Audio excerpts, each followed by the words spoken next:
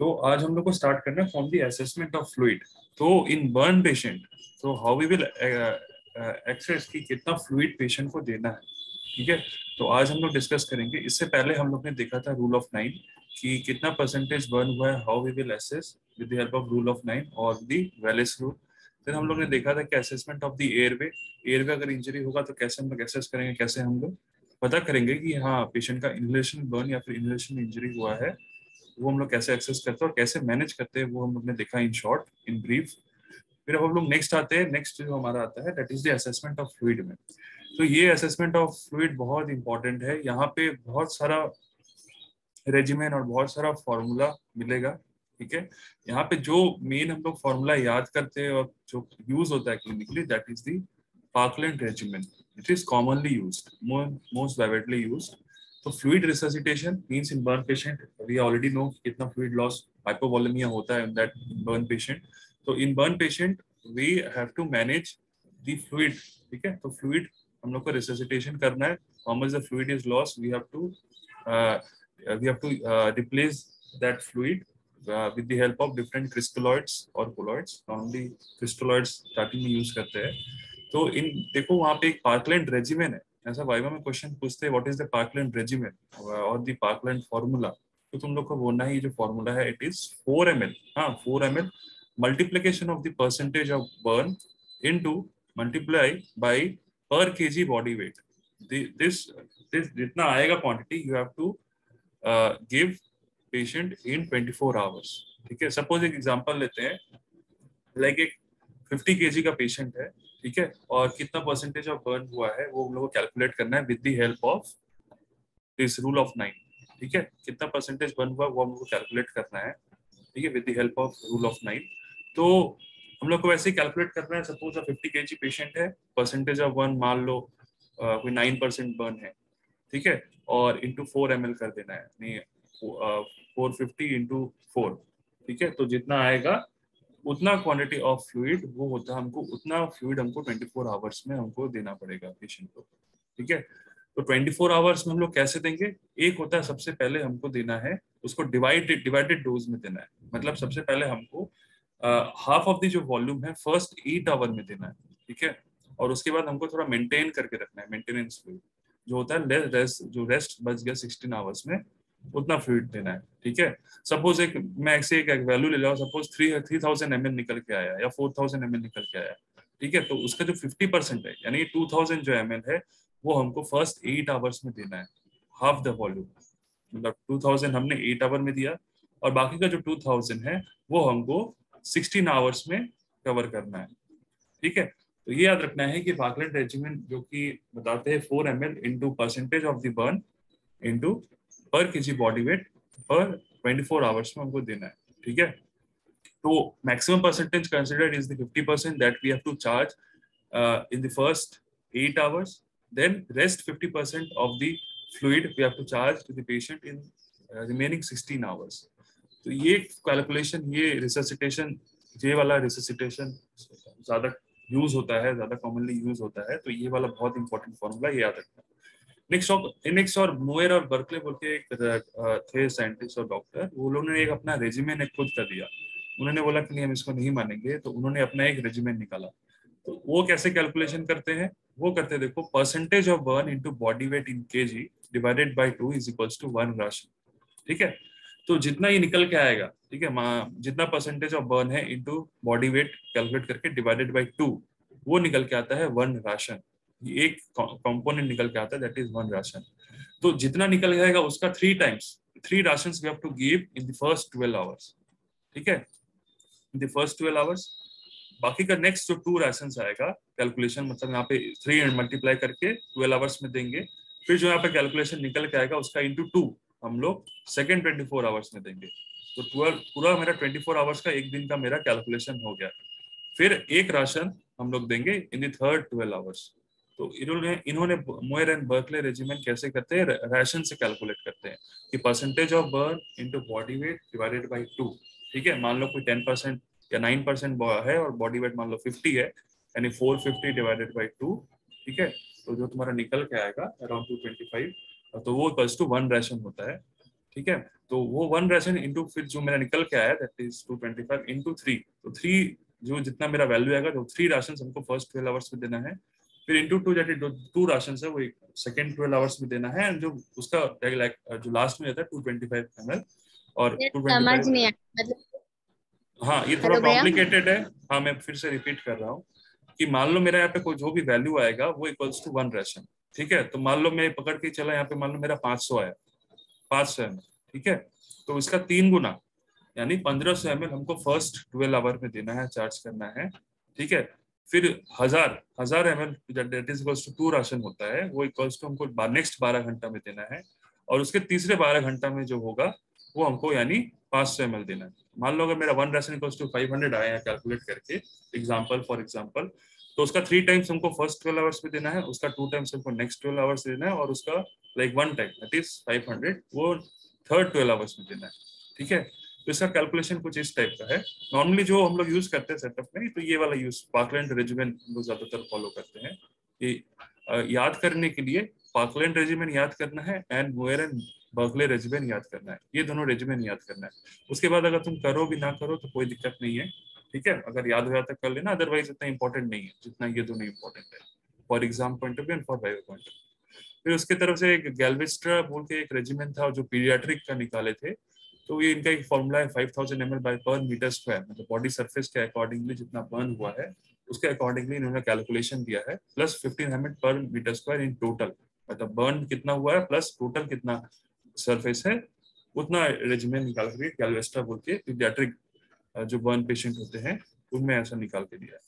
फिर modified book formula, इसमें बताया कि फर्स्ट 24 आवर्स, फर्स्ट 24 आवर्स में हम लोग कैसा रेजिमेंट रहेगा, तो उसमें वही बताया कि 4 ml जितना परसेंटेज ऑफ बॉडी वेट है उससे मल्टीप्लाई करके पर कितना परसेंटेज ऑफ बर्न है वो कैलकुलेट करके मल्टीप्लाई करके तीनों को इन 24 आवर्स में कैलकुलेट करना होगा। जितना वैल्यू आएगा वो first half like first half in first 8 hours. ठीक है, कोलॉइड इसमें नहीं देते हैं, सेकेंड जो 24 आवर्स होता है वो क्रिस्टलॉइड देते हैं to maintain the urine output, फिर नेक्स्ट कोलॉइड देते हैं। ये थोड़ा कॉम्प्लिकेटेड है तो बस एक बार देख लेना, इसको याद करने का जरूरत नहीं है। ठीक है, जो सेटअप में जो यूज होता है वही नॉर्मल ये वाला ही यूज होता है, तो ये वाला ही याद करना, और बाकी का जो सारा फॉर्मूला है बस एक बार देख लेना, उतना इंपॉर्टेंट नहीं है और मैं इसलिए रीड नहीं कर रहा हूँ। हाँ कुछ एक्स्ट्रा फॉर्मूला है जो अलग अलग यूज होता है, बट नॉर्मली ये वाला यूज होता है।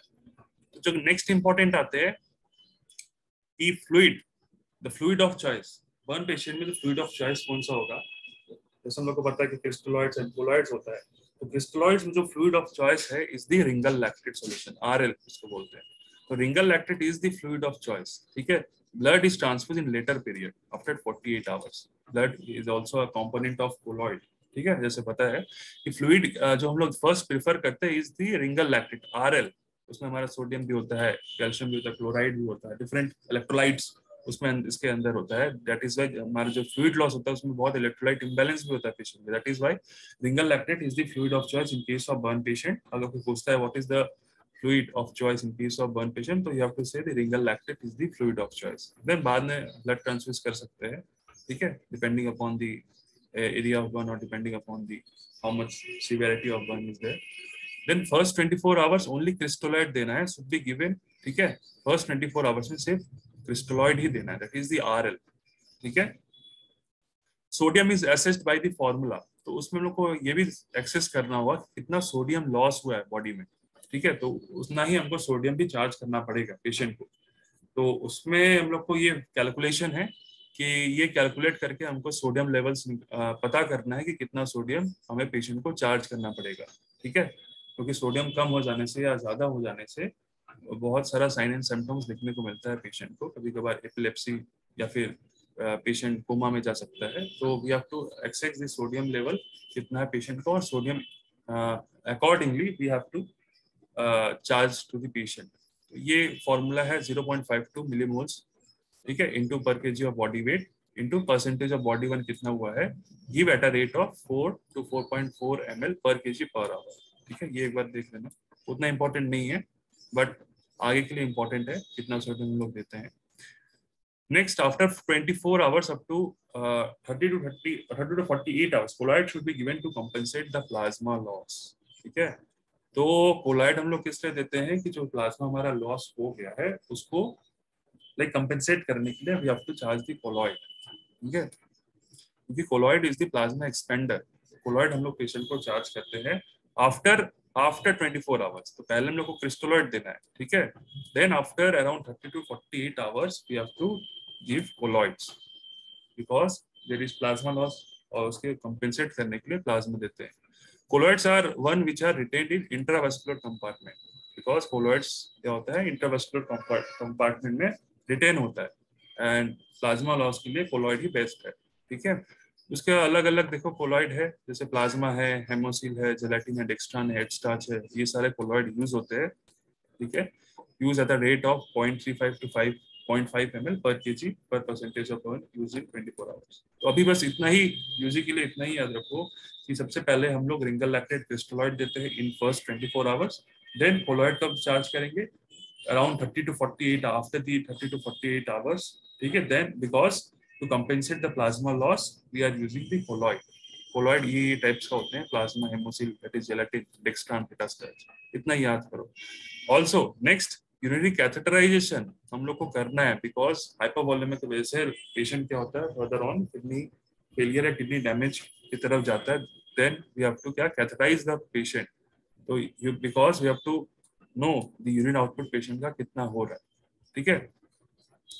तो नॉर्मली जो होता है 30 to 50 ml पर आवर होता है is the normal urinary output. Catheterization करके ये पता चल जाता है कि पेशेंट का यूरिनरी आउटपुट कैसा हो रहा है, किडनी का फंक्शन कैसा हो रहा है प्रॉपर।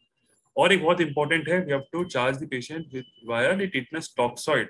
एक वैक्सीन देना है टिटनस, लोकल टीटी बोलते हैं जो हम लोग, 0.5 ml इंट्रामस्कुलर, बिकॉज क्या होता है फर्दर प्रिवेंट करने के लिए फर्दर इन्फेक्शन पेशेंट को ना हो, ठीक है। मॉनिटरिंग द पेशेंट आवरली, फिर इसका जो वाइटल्स है वो तो मेंटेन रखना ही है, ठीक है, बीपी हो गया, सैचुरेशन, इलेक्ट्रोलाइट एनालिसिस, यूरिया, ठीक है, oxygen, into then we have to intubate the patient अगर पेशेंट अच्छे से लाइक ब्रीथ नहीं कर पा रहा।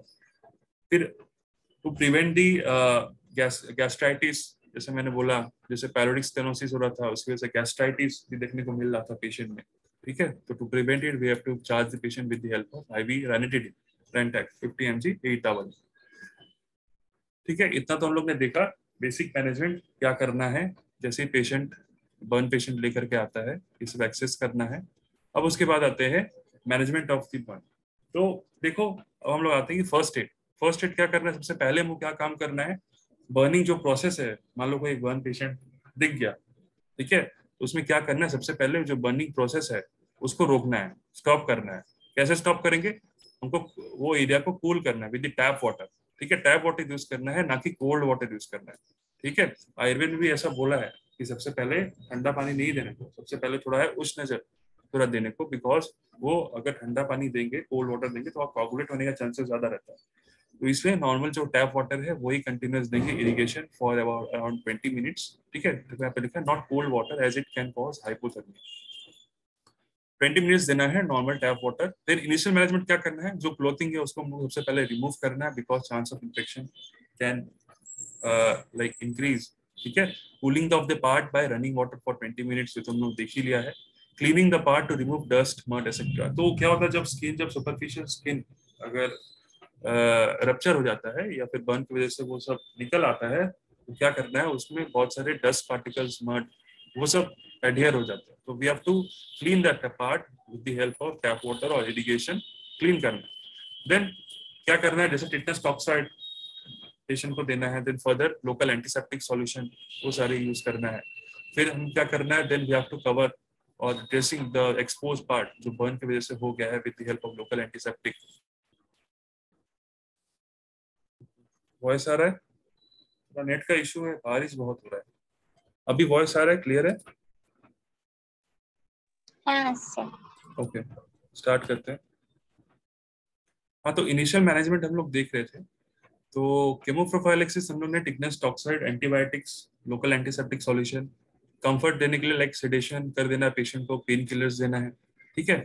उसके बाद देखो first and second degree burn अगर हुआ, ये तो था मैनेजमेंट, लाइक लगा कोई छोटा मोटा बर्न हुआ, ठीक है, ज्यादा ज्यादा सीवियर नहीं हुआ, तो वो सब मैनेजमेंट के लिए ये सारा लाइक फर्स्ट एड है जो मिनिमम आना चाहिए सबको, ठीक है।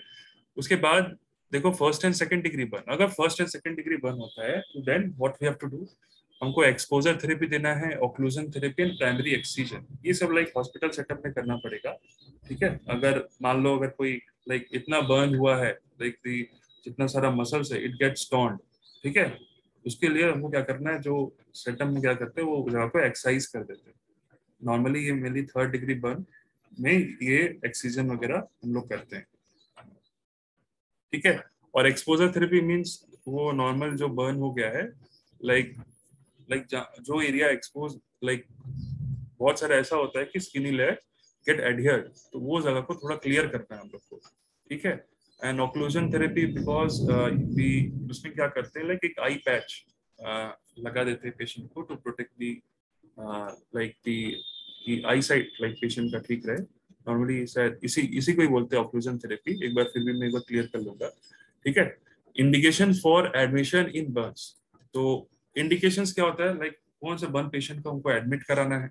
तो any moderate and severe types of burn, airway burn जैसे इनहेलेशन बर्न जो होते हैं वो सारे बहुत ही फेटल होते हैं, दैट्स वाई उसमें like we have to admit the patient जितना जल्दी हो सके। Burn in extreme of ages, any electrical और डीप केमिकल बर्न्स, ये सब like these are the indications for the admission in hospital। Definitely treatment में आता है। देखो अब क्या करते हैं, देखो पेशेंट को एडमिट करते हैं, airway A B C, like we have to first maintain the airway breathing and circulation of the burn patient. Then हम लोग को एक्सेस करना है, 3rd स्टेप क्या है, एक्सेस करना है what is the percentage of burn with the help of rule of 9, then degree and the type of burn, कैसा बर्न हुआ है। ठीक है, keep the patient in a clean environment because it is very much necessary, because अगर clean environment में ना हो, क्योंकि देखो बर्न का अलग से ही कैबिन वगैरह होता है, अगर क्लीन एनवायरनमेंट ना हो देन हॉस्पिटल एक्वायर्ड इन्फेक्शंस की वजह से बर्न पेशेंट में काफी सेप्टिसिमिया होने का चांसेस बहुत ज्यादा रहता है। तो उन सब पेशेंट को क्लीन एनवायरनमेंट और एक अलग से ही बर्न का वार्ड में रखा जाता है। सिडेशंस एंड प्रॉपर एनाल्जेसिस, क्योंकि बहुत पेन होता है बर्न पेशेंट को। ठीक है, बिकॉज स्किन सारा एक्सपोजर है, ठीक है, नर्व्स वगैरह सब लाइक नर्व्स वगैरह का इरिटेशन बहुत होता है, तो उन सब केसेस में क्या होता है, पेन बहुत रहता है। तो that is why we have to sedate the patient. ठीक है, and proper we have to give the analgesic to prevent the pain. Patient should be in burns unit, जैसे मैंने बोला, देखो पेशेंट को जो हम लोग रखना है, बर्न पेशेंट को बर्न यूनिट में रखना है, आइडियली एयर कंडीशन होना चाहिए with barrier nursing, sterile clothes, bed sheets, जितना सारा होता है असेप्टिक मेथड्स और एसेप्टिक प्रोसीजर, वो सारा हम लोग को मेंटेन करना है। ठीक है, देन उसमें क्या करते हैं, टू प्रिवेंट एस्पिरेशन, बेसिकली क्या होता है बर्न पेशेंट में हम लोग राइल्स ट्यूब दे करके रखते हैं, अगर ज्यादा सीवियर बर्न हुआ तो अगर वो अपने लाइक फूड इंटेक नहीं कर पा रहा हो, इतना सीवियर बर्न हो गया हेड एंड नेक रीजन में, नॉर्मली राइल्स ट्यूब इंसर्ट करके रखते हैं, एंड फीडिंग भी हम लोग with the help of Ryle's tube ही करते हैं। ठीक है, then antibiotics, like broad spectrum antibiotics, you have to give the patient to prevent any septicemia or septic infection, penicillin group of antibiotics, aminoglycosides, cephalosporins and metronidazole group of drug select करना है।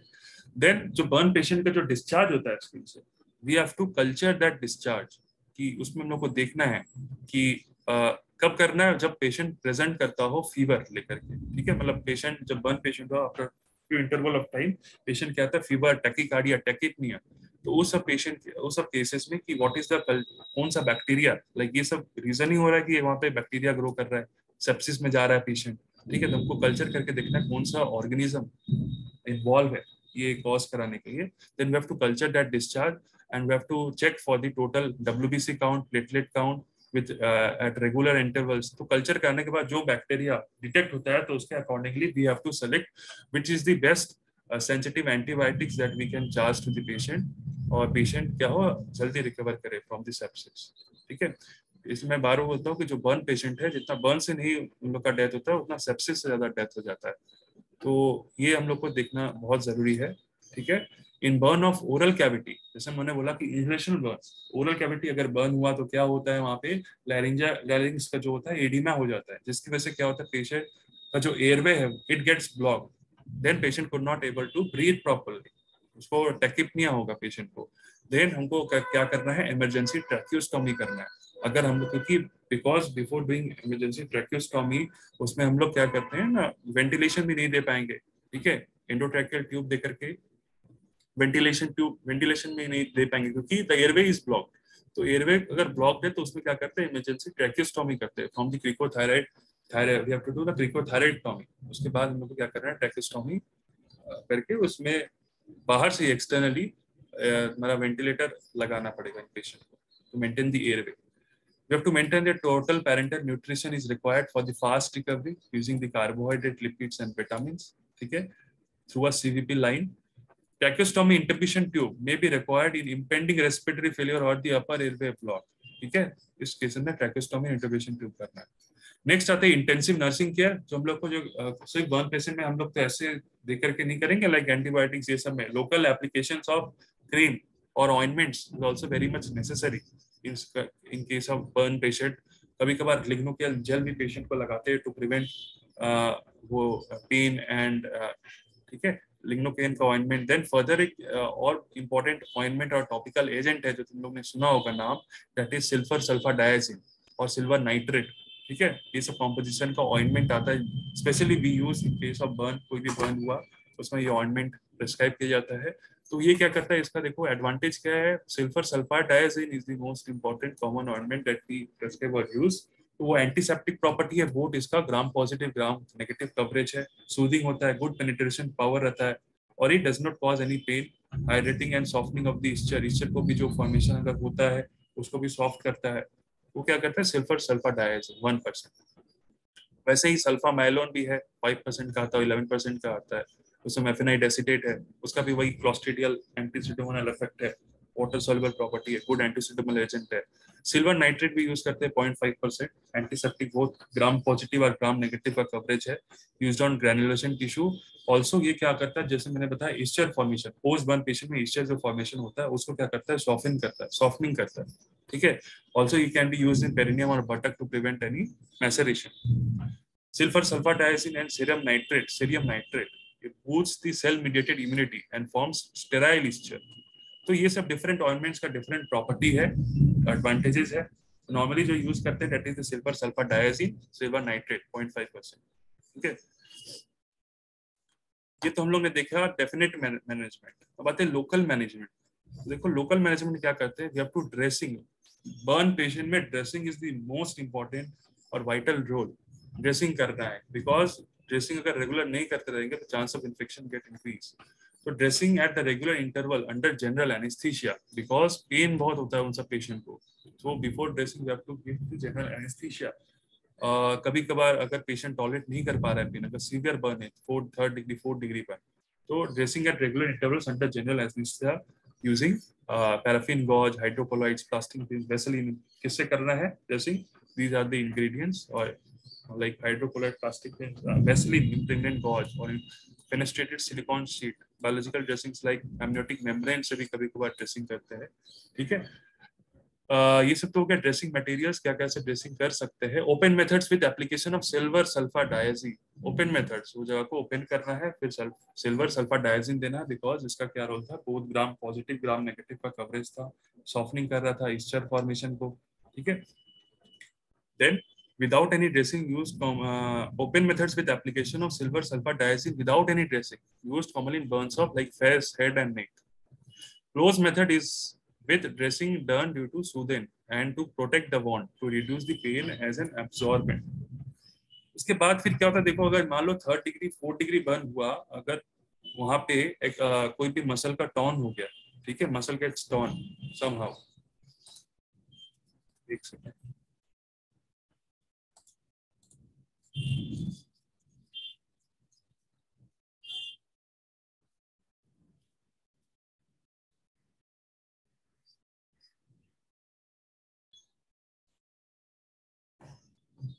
Sorry current भी चला गया। Okay, start करते हैं।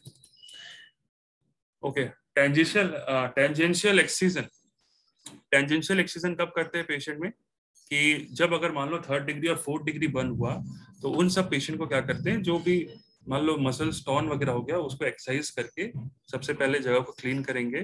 ठीक है, फिर उसके बाद जो जगह हम लोग एक्सीजन करते हैं फर्दर ऑन, उसके बाद ग्राफ्टिंग भी करते हैं, वो बाद में करते हैं after few interval of time.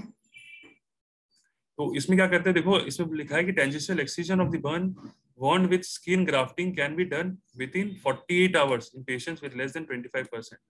तो लेस देन 25% अगर बर्न रहा तो उनमें टेंजेंशियल एक्सीजन बोला है करने के बाद हम लोग ग्राफ्टिंग करते हैं इसमें बताया विद इन 48 आवर्स के अंदर। ये जब सीवियर जब बर्न होगा तब उस कंडीशन में बताया है। It is usually done in deep dermal burns. Deep dermal burn हुआ तब हम लोग को करना है ये process, where in dead dermis is removed layer by layer until fresh bleeding occurs. तो जो ऊपर वाला जो सब सुपरफिशियल लेयर है वो अगर डेड हो गया हो, अगर जितना हम लोग क्या करते हैं, जितना डेड डर्मिस हो गया है उसको हम लोग आस्ते से एक्सरसाइज करके बाहर निकाल देते हैं।